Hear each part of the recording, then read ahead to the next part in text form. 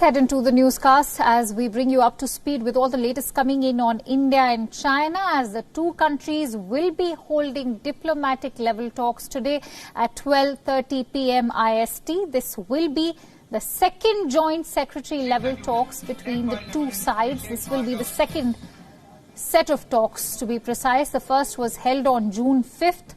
The working mechanism for consultation and coordination on India-China border affairs, or the WMCC, will hold a meeting to discuss border tensions between the two countries. This comes after India and China agreed to disengage following a marathon 11-hour military level talks on Monday. For more details, let's quickly get in a perspective from our principal diplomatic correspondent, Siddhant Sibal, who's joining us live from New Delhi at this hour. Siddhant, now on Monday we learned that armies of India and China had agreed to take steps to cool down the situation and mutually disengage. What should we expect from today's joint secretary level talks? Well, Akanksha, basically continuation of the disengagement between both the sides. Both the sides agreed on disengagement on Monday, and the marathon talks between the militaries of both the countries, 11-hour talks, and today also the conversations will of course happen, not the fact that first time, but they have happened in the past as well. On 5th of June, both the Indian Joint Secretary and his counterpart, the DG, had sat through video conference, and we know the readout also talked about how differences should not become disputes. So big question this time around is, will both sides converge together to make sure that the consensus which has been arrived by both the militaries will be implemented on the ground? In fact, what WION has learned is the fact that both the sides are going to start disengagement very soon, perhaps today or perhaps tomorrow, and it will only continue after the step-by-step disengagement takes place by the other side, and it will be verifiable disengagement.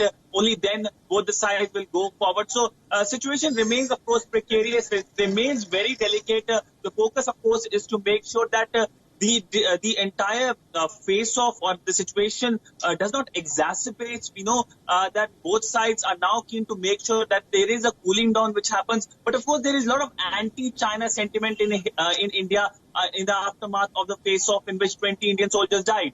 Right. Siddhant, now all this interestingly is happening at the same time when the Army General Naravane is in Leh right now. What happens to the Corps Commander level talks which were also supposed to happen? Well, there will be more conversations at the military level on both sides to make sure that the de-escalation consensus that has been agreed to is implemented on the ground. But the big question is that will China continue or will backstab again, given the fact that China did backstab on 15th of June, because on 6th of June, both the sides had same level of military conversations in which consensus arrived. And we know that China unilaterally tried to change the situation on the ground. So there is a kind of deja vu, and there is a kind of caution now dealing with China, given the fact that India has lost 20 of its soldiers because of China not following the consensus. Absolutely, very rightly said. This is a second round of talks, and let's not forget that China had actually assured to disengage soon after the Galwan Valley clash that had taken place. For now, let's leave it at that. We'll keep coming back to you as and when more developments arrive. Thank you so much, Siddhant. Now, 4 top U.S. public health officials and members of the coronavirus task force testified before the House Energy and Commerce Committee as well. The National Institute of Allergy and Infectious Disease Director Anthony Fauci and the FDA Commissioner Stephen Hahn, CDC Director Robert Redfield, and the Department of Health and Human Services Assistant Secretary Brett Giroir said that Trump had not asked them to slow down COVID-19 testing. Fauci also said that the U.S. was currently witnessing a disturbing surge of infections in a number of states like Texas, Florida, and Arizona. He said one reason behind rising infections in these states was the increase in community spread. Let's listen into what Anthony Fauci had to say. To my knowledge, I know for sure, but to my knowledge, none of us have ever been told to slow down on testing. That just is a fact. In fact, we will be doing more testing. Neither the president nor anyone in the administration has instructed or suggested that we should do less testing, have said that to me, and we are proceeding in just the opposite. We want to do more testing of higher quality.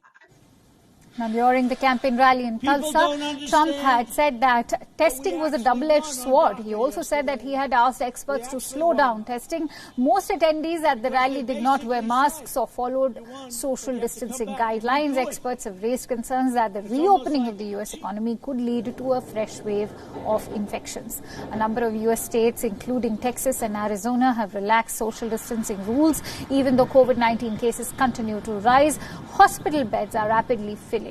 Last week, U.S. health officials warned that states witnessing a spike in COVID-19 cases may need to reimpose strict restrictions similar to what was implemented in March.